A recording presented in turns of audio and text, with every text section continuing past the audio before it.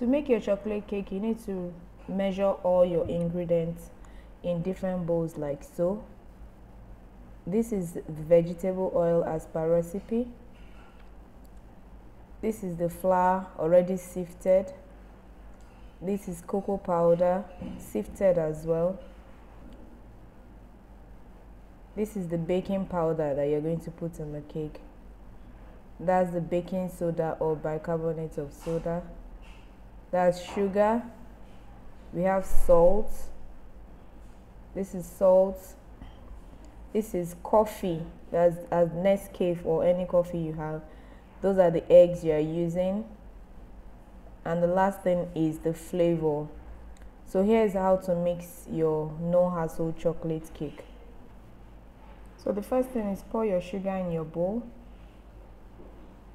Of course, you must have been boiling water by now. Add your vegetable oil to your sugar mixture. Your water should be boiling now. You should have a boiling water ready, measured to pour inside the mixture.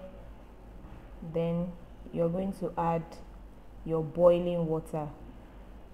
The water must be very, very hot. So what you want to do is mix this together to ensure that the sugar dissolves. You add your coffee to the mixture as well. Then you mix it together to ensure that the sugar and the coffee dissolves very, very well. You should not see any sugar before you continue adding other ingredients. So I have everything well mixed. Now I'm adding my eggs to the mixture. You scrape your ingredients to ensure you have everything right in there. You give it a good whisk.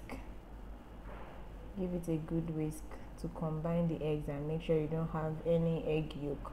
So you can see the way I'm mixing. Mix thoroughly to ensure you combine the eggs with the wet ingredients. Then you can add your other ingredients one by one. I'm mixing the baking powder with the bicarbonate of soda here, and I'm mixing it with the flour so that I can have even distribution. And you fold in the flour little by little, and that's it. So just pour your flour inside and give it a good whisk as well. You should scrape down the side of your bowls. Add your flavor. Now add your cocoa powder. Give it a good whisk.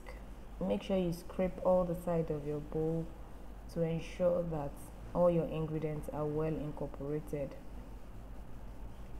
This is where your hand plays a major role in the mixing. You have to steady yourself and mix thoroughly. All the dry ingredients must not have any lumps, and you should mix to have a runny consistency of batter. You can see the way I'm scraping the sides of my bowl. Make sure you scrape all the sides of your bowl to incorporate all the ingredients. You can use a scraper or a spatula to help you scrape, but I'm used to using my whisk. So this is what it looks like. That is the consistency. It's a runny consistency, and your chocolate cake mixture is ready to bake. Now you prepare 2 tins for baking your cake. This is what your mixture looks like after you've completely mixed it, and I'm going to pour it into 2 pans. Usually you bake your cakes using 2 pans so that you can have a fluffy texture. You pour your mixture halfway into your pan depending on the size of pan you are using. This mixture, I'm going to put it into the same pan into 2 different pans of the same size. So you can see the texture is very runny.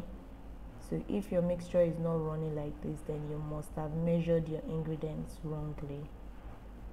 Scrape all the remaining chocolate mixture into your pan and get it ready to bake inside your oven.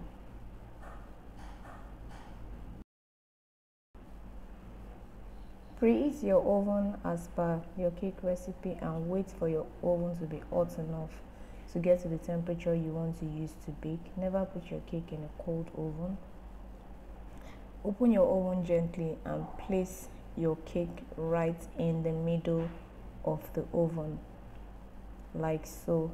Place your two cakes into the middle of your oven and close the oven gently. Never slam the door of your oven, it's going to make your cake sink.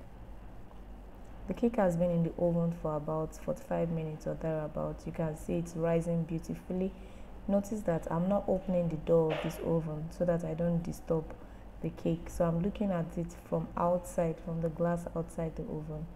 So you can check your cake like this without having to open it. That's going to avoid the cake from sinking. This is what your cake looks like when it's ready. This is what it feels like to touch. You can use your skewer to test if the cake is done. If the skewer is clean, as you can see, then your cake is ready and well baked.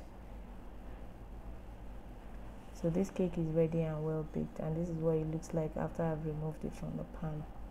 I'm cutting into it so that you can see what it looks like. Ooh, it's yummy and soft. So this is what your chocolate cakes looks like after it is well baked in the oven. And that's how we make our no hassle chocolate cake. Thank you.